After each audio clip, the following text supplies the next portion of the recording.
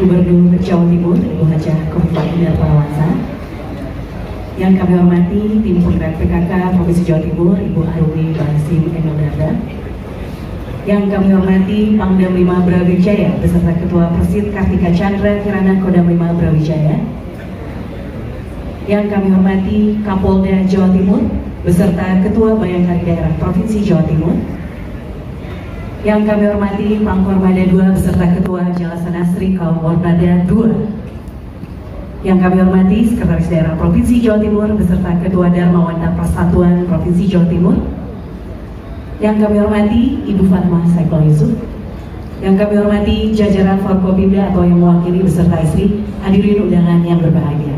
Assalamualaikum warahmatullahi wabarakatuh. Selamat pagi dan salam sejahtera bagi kita semua. Puji syukur senantiasa kita panjatkan kehadirat Allah Subhanahu wa Ta'ala.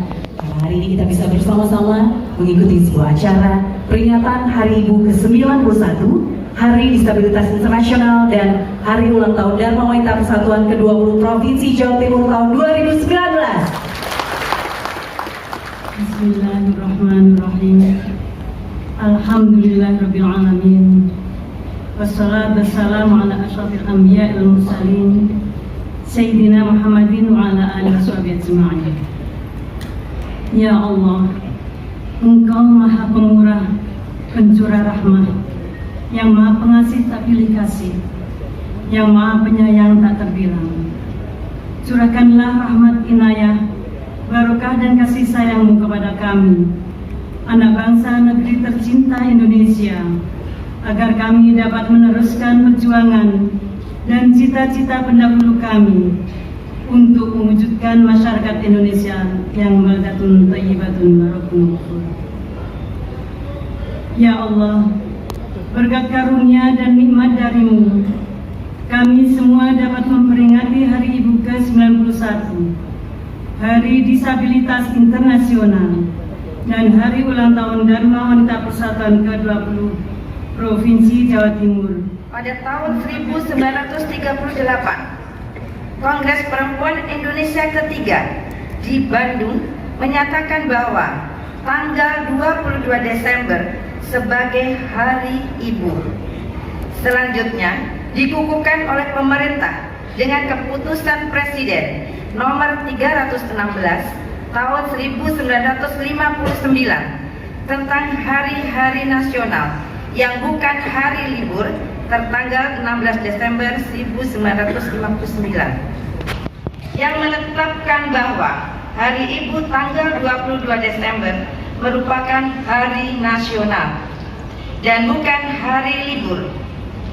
Tahun 1946, badan ini menjadi Kongres Wanita Indonesia, disingkat KOWANI. Peringatan Hari Ibu dimaksudkan untuk senantiasa mengingatkan seluruh rakyat Indonesia, terutama generasi muda, akan makna Hari Ibu sebagai hari kebangkitan dan persatuan, serta kesatuan perjuangan kaum perempuan yang tidak terpisahkan dari kebangkitan perjuangan bangsa. Selanjutnya, laporan PLT Kepala Dinas Pemberdayaan Perempuan, Perlindungan Anak dan Kependudukan Provinsi Jawa Timur. Yang kami hormati, Insinyur Dewi Junior Putriati MSc, disilakan. Perkenankan kami melaporkan dengan hormat pelaksanaan peringatan Hari Ibu ke-91, Hari Disabilitas Internasional, dan Hari Ulang Tahun Dharma Wanita Persatuan ke-20 yang penyelenggaraannya dikoordinasikan oleh panitia yang dibentuk dengan surat keputusan Gubernur Jawa Timur tanggal 16 Desember 2019 nomor 654 tahun 2019. Hari Ibu ke-91 diperingati dengan tema Perempuan Berdaya Indonesia Maju. Dalam memperingati Hari Ulang Tahun Dharma Wanita Persatuan ke-20 mengambil tema optimalisasi kinerja Dharma Wanita Persatuan sebagai mitra strategis pemerintah untuk suksesnya pembangunan nasional. Dalam rangka Hari Ulang Tahun tersebut, Dharma Wanita Provinsi Jawa Timur telah melaksanakan beberapa kegiatan, antara lain donor darah diikuti oleh 178 tempat di PMI Jalan Imam Ploso, Surabaya. IVA tes diikuti oleh 78 orang di YKI Jalan Mulyorejo, Indah, Surabaya. Screening mata diikuti oleh 108 orang dan memberikan santunan kepada 36 anak yatim. Sebelum mengakhiri laporan ini, tak lupa kami mengucapkan selamat kepada Ibu Gubernur Jawa Timur yang telah menerima penghargaan sebagai penggerak Provinsi Kabupaten Layak Anak tahun 2019. Semoga apresiasi dan penghargaan ini dapat menambah semangat dan motivasi kami bersama OPD Provinsi Jawa Timur lainnya untuk bekerja lebih baik lagi. Demikian laporan kami, dan selanjutnya mohon perkenan Ibu Gubernur Jawa Timur untuk memberikan sambutan pengarahan. Sekian, terima kasih. Wassalamualaikum warahmatullahi wabarakatuh. Hadirin undangan yang kami hormati, selanjutnya akan kita dengarkan bersama Mars Dharma Wanita Persatuan.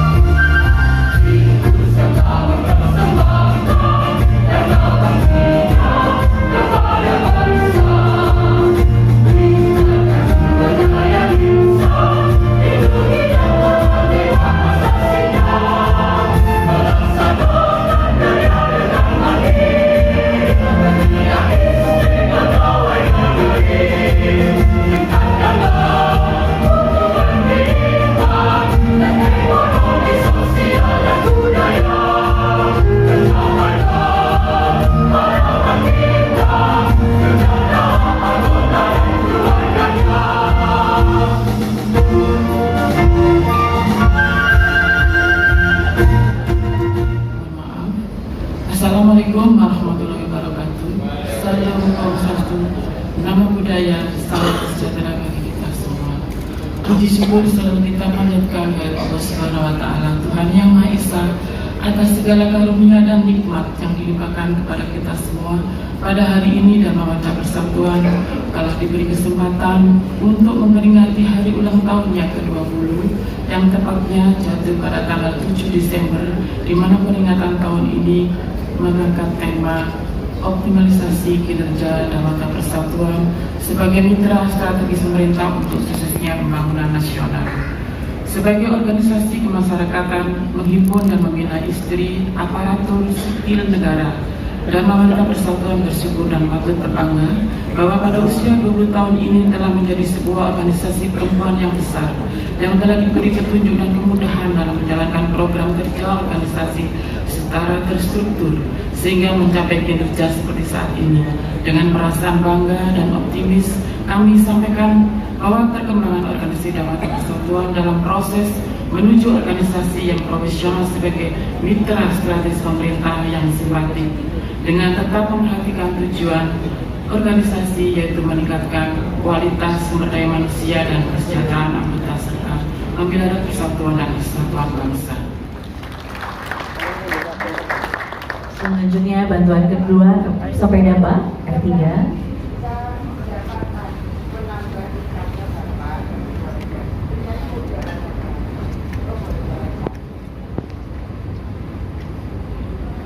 Kemudian diserahkan juga kursi roda.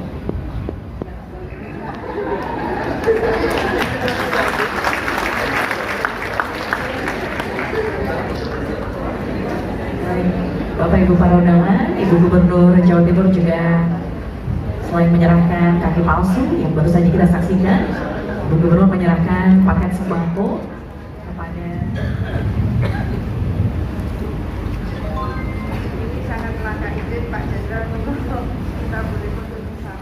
Assalamualaikum warahmatullahi wabarakatuh. Selamat pagi, salam sejahtera bagi kita semua. Shalom, Om Swastiastu, Namo Buddhaya, salam kebajikan. Yang terhormat Bapak Pangdam 5 Brawijaya dan Ibu Ketua Persid Kartika Chandra Pangdam 5 Brawijaya. Yang terhormat Bapak Kapolda Jawa Timur dan Ibu Ketua Bayangkari Polda Jawa Timur. Yang terhormat Bapak Panglima Komando Armada 2 beserta Ibu Ketua Jala Senastri Koarmada 2, juga Ibu tentu Yang terhormat, mungkin di antara kita semua paling sering, paling fresh, Ibu Ketua Tim Penggerak PKK Jawa Timur, Ibu Armi Bakrin. Yang terhormat, Bapak Sekda Prof Jawa Timur beserta Ibu Ketua Dharma Wanita. Terhormat Ibu Fatma Saiful Yusuf, Ibu Ketua BKW Jawa Timur. Juga ibu-ibu dari pihak Adia Darini, dari Adiaksa Dharma Karini. Kami harapkan di Hari Ibu ada kebahagiaan untuk ibu-ibu Jawa Timur yang luar biasa ini. Anak-anakku dari berbagai asosiasi disabilitas dan seluruh pendamping, seluruh lembaga rehabilitasi sosial, terima kasih atas semua semangat yang dibangun pada hari ini. HDI sesungguhnya diperingatinya tanggal 3 Desember, Hari Disabilitas Internasional. Saya rasa kita menjaga momentum itu. Dari momentum Hari Disabilitas Internasional dilakukan di berbagai daerah. Ini sesungguhnya secara nasional diperingati sebagai Hari Kesetiakawanan Sosial Nasional. Antara Hari Ibu dan Hari Kesetiakawanan Sosial Nasional, tarikannya adalah pada tarikan patriotisme. Seringkali filosofinya hilang, seringkali ruhnya lepas dari seremoninya. Intinya sama, bahwa ketika pasukan Belanda agresi militer kedua di Maguwo, Bung Karno, Bung Hatta masuk tahanan kota. Beliau kemudian meminta Mr. Safruddin Prawira Negara supaya melanjutkan perjuangan itu, maka dikenallah PDRI, Pemerintah Darurat Republik Indonesia, di Bukit Tinggi sana. Lalu kaitannya dengan HKSN. Pada saat itu agresi militer kedua Belanda itu tanggal 19 Desember tahun 48. Pada saat itu Bung Karno meminta Panglima Besar Jenderal Sudirman jangan keluar kota karena akan membahayakan keselamatan beliau. Tapi Jenderal Sudirman lebih memilih untuk bergerilya. Disitulah masyarakat memberikan perlindungan kepada Jenderal Sudirman, memberikan rumahnya, memberikan makanannya, dan seterusnya. Sampailah dalam gerilya Jenderal Sudirman, beliau selamat. Dalam banyak sejarah bahkan disebutkan kalau sudah kedengaran bunyi sepatu boot, artinya itu sepatu yang digunakan oleh Belanda pada saat itu. Kemudian beliau segera membuat lingkaran, beliau kemudian memimpin tahlil. Jadi sepertinya ini adalah doa ulama setempat. Maka disitulah diperingati Hari Kesetiakawanan Sosial Nasional. Dan itu persis hari ini, tanggal 20 Desember. Artinya anak-anakku dari komunitas disabilitas bangun semangat itu. Tanggal 20 Desember maknanya sangat dalam sekali. Solidaritas sosial, kesetiakawanan sosial tidak sekedar bagaimana kita saling berbagi, tapi saling berbagi itu adalah bagian dari bela negara. Pidato Pak Presiden yang kemarin pagi saya bacakan di Hari Bela Negara. Bela negara pintunya banyak sekali. Kita bisa masuk pada pintu min abwabil mutafarriqah, dari pintu yang berbeda. Saya ingin menyampaikan juga kepada anak-anak saya penyandang disabilitas. Dasar kita melihat di antara yang satu dengan yang lain adalah inna akramakum indallahi atqakum. Jadi jangan pernah merasa kemudian saya menjadi second class society. Tidak. Di hadapan Allah, siapa yang tingkat ketakwaannya paling tinggi, itulah yang mendapatkan kemuliaan tertinggi. Bukan karena fisiknya, bukan juga karena hartanya.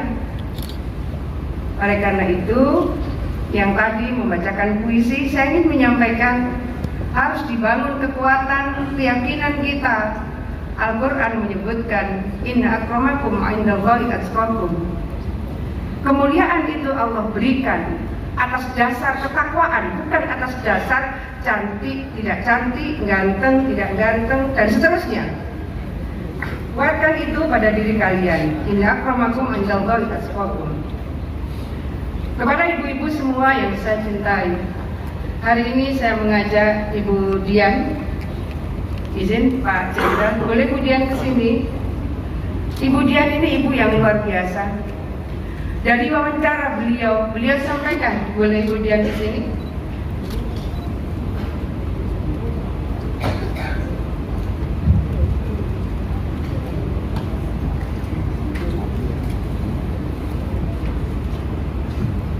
Ibu Dian ini ibunya Pandu. Dalam satu wawancara yang begitu menurut saya sangat kuat, diri seorang ibu muda ini adalah kalau boleh ibunya saja, jangan anaknya.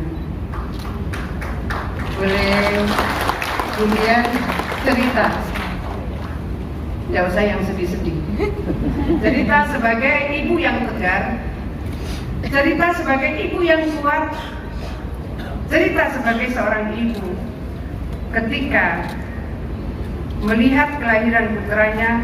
Saya mohon maaf para jenderal, Bapak Ibu sekalian, tanpa didampingi suaminya, ibu ini tetap tegar, ibu ini tetap kuat.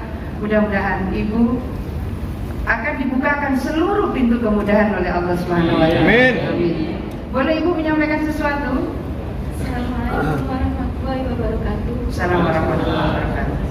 Saya mengucapkan banyak terima kasih untuk Ibu Khofifah Indah Parawansa yang sudah memberikan saya kesempatan untuk berbicara pada hari ini di hadapan para hadirin semua.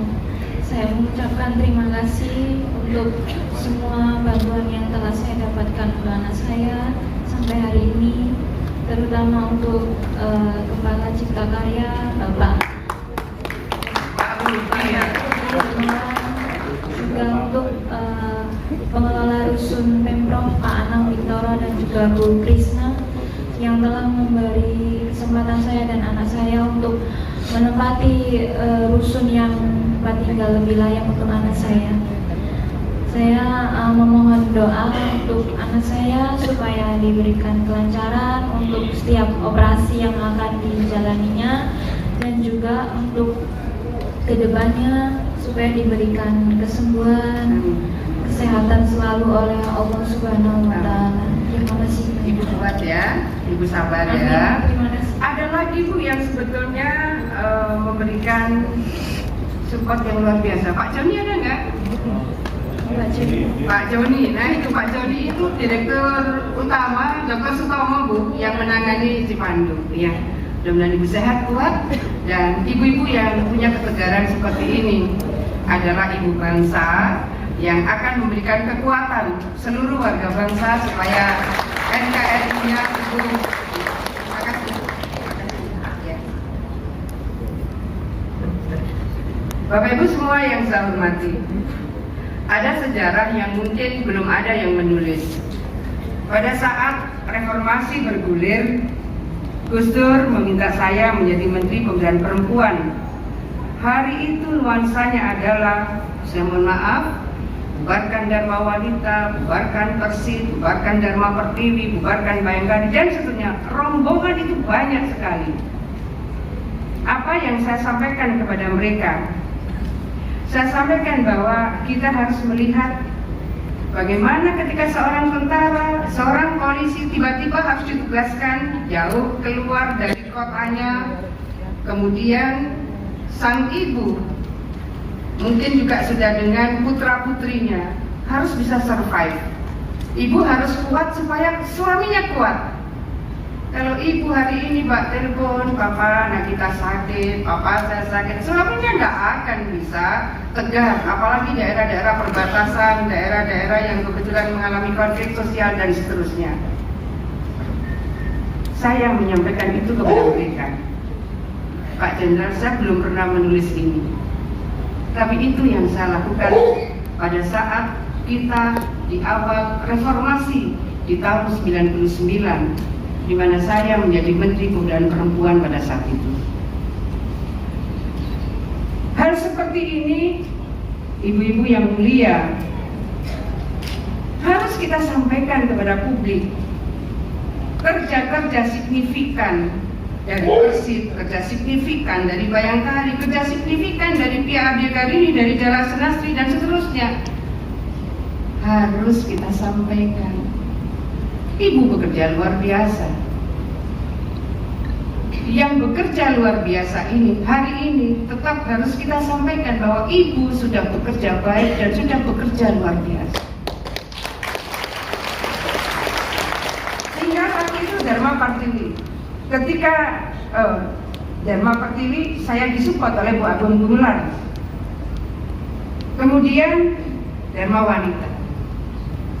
Dharma Wanita waktu itu ketua umumnya adalah ibunda dari Pak Menko Perekonomian hari ini, Bu Hartarto. Kita diskusi panjang. Karena bagi saya tidak bisa kita jalan menyapa begitu banyak elemen masyarakat tanpa melibatkan banyak pihak. Bagi saya yang waktu itu menjadi Menteri Pemberdayaan Perempuan, saya harus menyampaikan pesan bahwa Dharma Wanita juga dibutuhkan untuk menyapa istri-istri PNS. Akhirnya berapa ibu negara, Ibu Sinta Nuria Abdurrahman Wahid, saya mohon kepada beliau, Ibu, saya ingin Kongres Dharma Wanita dilaksanakan di istana, dan itu artinya adalah justifikasi betapa sebetulnya peran Dharma Wanita juga dibutuhkan di kalangan PNS. Saya ingin menyampaikan, hari ini mungkin isu seperti itu tidak bergulir, tapi bahwa sejarah kita pernah mengalami seperti itu. Saya ingin menyampaikan terima kasih bahwa bangsa ini banyak dibantu oleh para ibu-ibu yang luar biasa. Untuk itu, ini pidatonya agak aneh hari ini, izin Pak Jenderal. Ibu yang mulia, pasti ada saatnya ibu-ibu menjadi tertekan, bahkan depresi.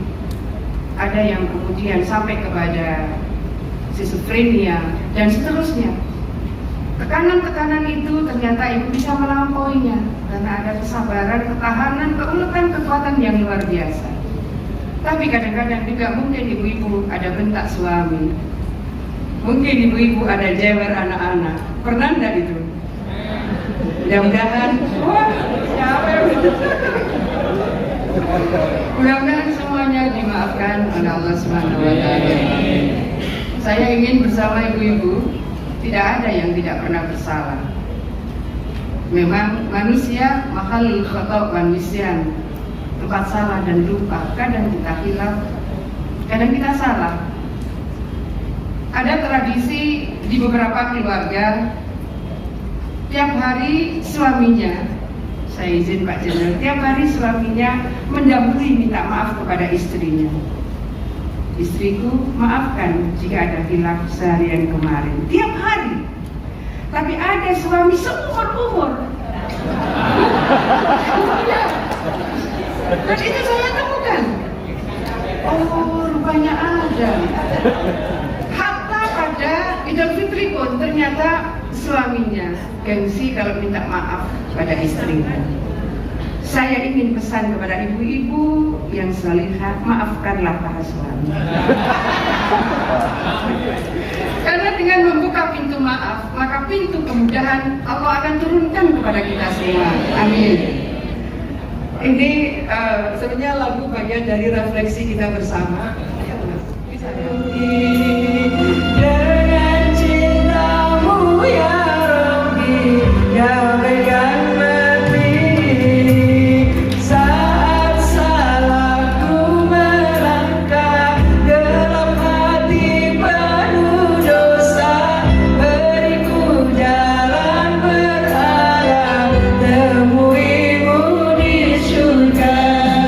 Terima semua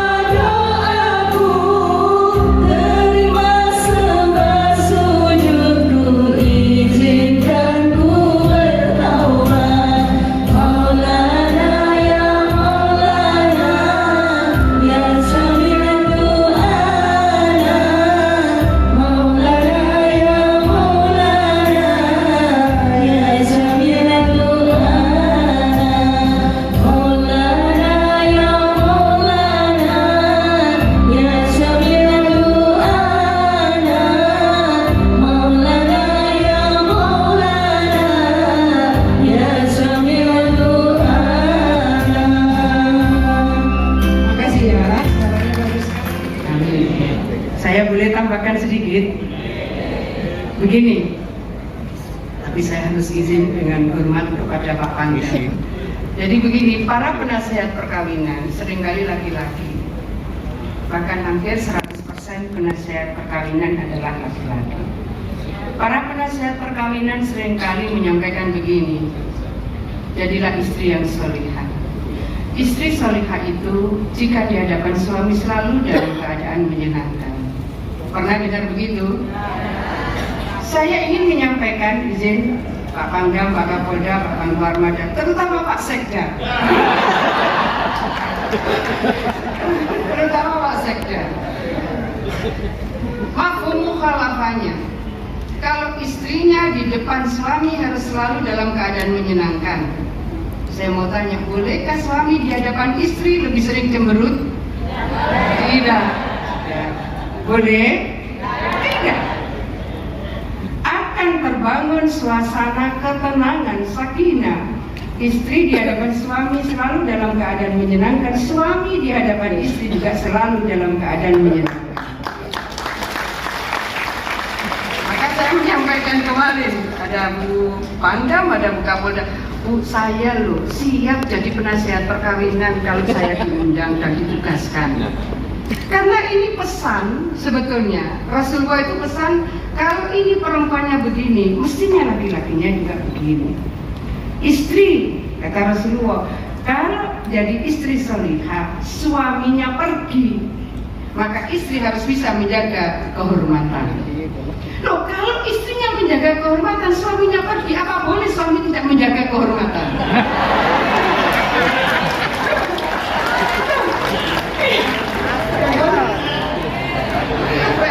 Pesan ini sebetulnya cuma melewati saja Pak Pangdam.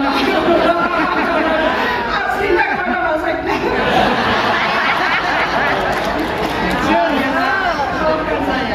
Maafkan saya. Sama juga kata Rasulullah, jadilah istri yang solihah. Ini seringkali dijadikan salah satu materi penasihat perkawinan. Betul ini. Kalau perempuan punya uang, maka belanjakan dengan baik. Hati-hati membelanjakan uang dari para suami. Tapi kan hari ini banyak juga perempuan yang punya income. Saya ingin menyampaikan kepada kita semua, kalau istri harus berhati-hati membelanjakan uangnya. Bolehkah kemudian suami?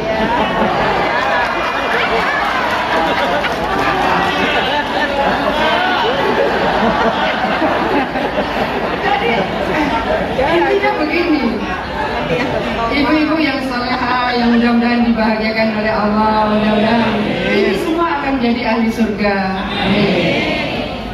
Jadi begini, keluarga itu akan terbangun keluarga yang sakinah, yang tenang, penuh ketenangan, bukan kesenangan, ketenangan. Itu kalau pilarnya jejak. Pilar ini istrinya solihah, suaminya soleh. Betul apa betul? Nah, kalau sudah betul, terima kasih semuanya. Mohon dimaafkan jika ada khilaf kami. Selamat Hari Ibu, selamat juga Hari Dharma Wanita, selamat juga Hari Disabilitas Internasional. Assalamualaikum warahmatullahi wabarakatuh.